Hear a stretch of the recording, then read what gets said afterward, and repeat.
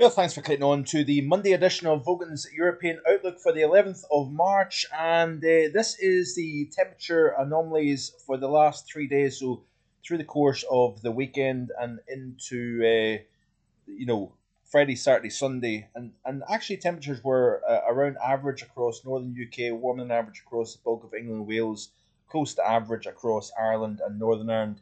Into the near continent, it was warmer than average. Notice here Spain and Portugal with plenty of wet weather to speak about below average conditions here. Quite a divide, a split across the continent. Areas of warm versus cold. Warmest conditions compared to average across northern Scandinavia, as you can see. This is the latest visible satellite image and a lot of cloud cover, a heck of a lot of cloud cover across the board. So the gloomy nature of the second half of the weekend, particularly yesterday, we're maintaining this rather leaden skies, gloomy conditions, and feeling distinctly chilly underneath that cloud cover across many areas of the UK. This is the current temperatures across Europe, feeling relatively chilly across Scandinavia. And fairly mild across Central Europe, temperatures into the teens across Germany, Western Poland. Big difference actually between far Western Poland versus the East, where we've got mid-single figures here versus say 15 Celsius, as you can see in Western areas. So quite a divide in temperature across Poland. We've got a chilly air mass across the far north of France, milder conditions a little bit further south. And you can see here relatively cool conditions across Iberia for the time of the year. Looking specifically at the UK, notice here there's nothing particularly cold to write home about anywhere, even across Scandinavia for early March. These figures aren't overly cold. This is the UK looking currently at 25 to 5 in the evening, and you can see here nothing particularly cold. Nagging chill in the air, right enough, but nothing cold, nothing exceptionally warm at the same time as well. This is the temperature anomalies for the month to date, by the way, and you can see that we've got near average conditions across the majority of the UK, but we do have a slice of below average across parts of Wales, Midlands, up into northern England. If you notice here, that is quite interesting. Now, given the fact that we do have this temperature profile for the upcoming 5 days, we are likely to see the temperature profile, the anomaly of average to below average, turning around this upcoming 5 day period. And the reason why is we're going to have systems moving in from a southwesterly direction. So with high pressure to the south across Iberia, and we've got low pressure over the Atlantic, that means our mean wind direction is going to be south to southwesterly. So therefore, we're going to see warmer than average conditions. We're also going to see spells of rain and windy conditions in response to that low pressure dominance. This is the upcoming 6 to 10 day period, and arguably we increase the warmer than average theme.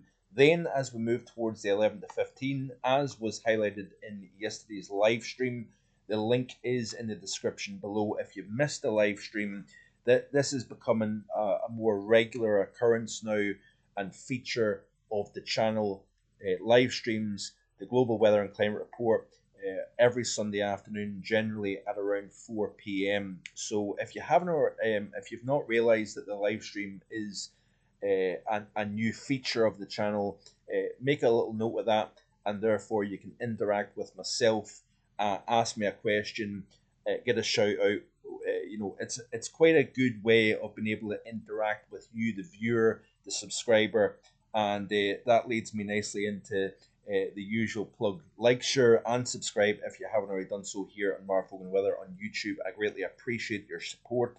Yes, we're out of winter now. We're in meteorological spring. Many people, winter weather lovers like myself, probably peeling away from the channel now, saying it's getting a little bit monotonous.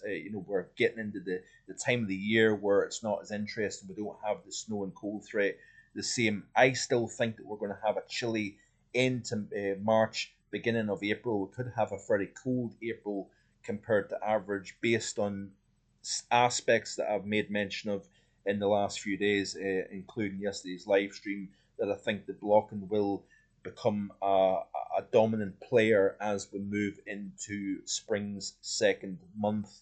But nonetheless, the GFS ensemble has a little bit of a cooler theme developing towards the end of March, as you can see here. So it will be interesting to see how the month overall pans out. So let's have a look and see what the current radar is showing. We definitely have had a wetter south versus drier north. We've actually had quite a little amount of rain here across northern UK during the first 10 days of the month. I do expect to see a little bit more in the way of rain through the course of this week, but nothing particularly exceptional. So I think we are going to have a drier overall March here across northern UK, probably slightly wetter than average across south down into France, possibly Iberia as well, given the overall upper air pattern. But this is the current radar at the time of recording. You can see here wet weather, some fairly heavy rainfall moving into Western Ireland, Western Scotland, high and dry across the bulk of England and Wales at this moment in time, but we will see that changing. This is the 500 millibar geopotential height anomalies of the GFS, and you can see we've got an area of low pressure to the west, high pressure to the east. Therefore, we're pulling our winds in from a southerly direction. It would certainly help if I get to the right chart. That was actually for the end of the loop, so I do apologize for that. This is the current situation at 12 UTC today, and you can see all the block to the north of the British Isles, extending from Eastern Europe right across Scandinavia, all the way across to North America. If you notice, as we play through the next few days, there's those areas of low pressure. So the deep blues in that little bullseye, that represents the area of low pressure itself. And you can see that generally we've become a little bit more active across the middle Atlantic. We've got high pressure then pushed out to the northwest and also over the continent. Hence why we're going to see a lot of warmer than average temperatures over the near continent when you've got this type of setup with high pressure over the near continent, lower pressure to the west. That is going to reinforce that mild theme, generally speaking. And we continue to play through the loop. You notice here that the areas of low pressure continue to move towards the UK, getting deflected to the north thanks to the presence of higher pressure over the continent. So that redirects that southwesterly airflow, keeps things milder than average. Then you start to notice here towards the end of the very end of the loop, you notice here that this is one GFS operational model run. There's multiple runs per day. There's always going to be little chops and changes depending on what model run you look at. But towards the end of the month, you notice here that we're starting to build heights a little bit further north once again, similar to what we've seen in the first week to 10 days of the month. So that may be something a little bit colder, a little bit more settled possibly as well in response. Looking at, let's have a look at the overview chart here and see what's taking place. So we've got that higher pressure across Iberia and France. As you can see, areas of low pressure moving in off the Atlantic. They're getting deflected to the north thanks to that high over the continent. And you can see spells of rain as well as windy conditions also through the course of this week. Gaps in between will allow for something a little bit more settled. We may start the weekend actually with higher pressure, colder conditions, frosty during the overnight period. Then we've got the next frontal system moving in. We may see some wintry precipitation over high ground as depicted by this GFS model run. And then we continue to play through this loop towards the next week, a week from now, long way out, but you get the overall idea. Active Atlantic pattern, southwesterly winds, warmer than average.